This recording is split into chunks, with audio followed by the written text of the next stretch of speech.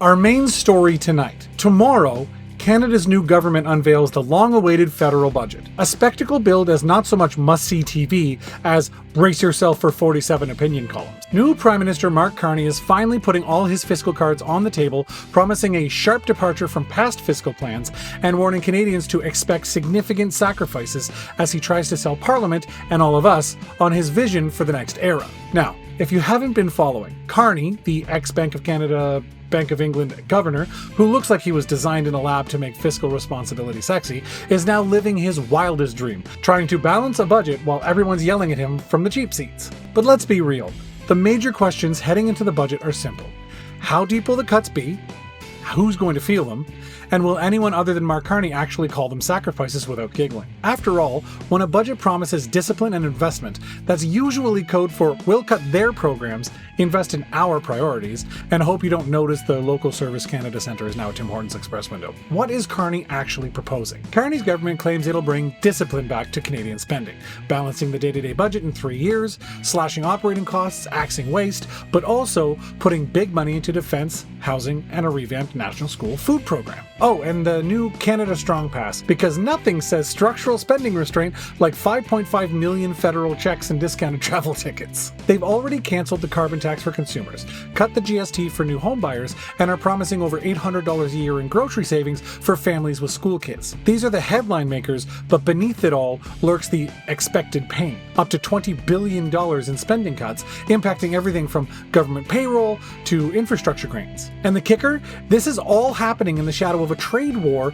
with the US that's stomping through Canadian industries and a minority parliament poised to turn any misstep into an election call. Now, grab your popcorn.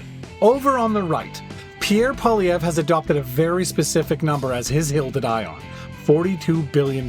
He says anything higher for the deficit is fiscal Armageddon, but also, it's not okay, but it's the disastrous state we're in after 10 years of Liberal government. I would like zero deficit, but the Liberals have put us in this mess, and I work with what I got. Poilievre's Conservatives want the carbon tax scrapped, taxes slashed, and most importantly, an immediate credible path back to balance. Any social spending Carney keeps is woke spending, by which Pierre means anything not directly benefiting Bay Street, Big Oil, or anyone who says freedom at least 3 times per speech. When Poilievre tells Canadian youth, we see you, he means it. Not in a creepy way, but in a we see you working 2 jobs and we are blaming the Liberals for your rent kind of way. Pierre says youth have sacrificed enough, but his policies are all about tough love and cutting the social safety net with a pair of fiscal scissors borrowed from Jason Kenney. And yet, despite all of this, Poilievre hasn't said for sure he'll vote down the budget. I don't have telepathic powers to tell you what's in it, he said. If it were to bring down the cost of living, an affordable budget for an affordable living is something that I support. Meanwhile, Carney's own left flank, anchored by the NDP and Progressive Liberals, are anxious that his obsession with fiscal discipline is just Martin-era austerity with shinier PowerPoint slides. They like the investments in housing, climate action, and child benefits, but warn that every cut to redundancy is likely to be someone's daycare funding or a regional jobs program.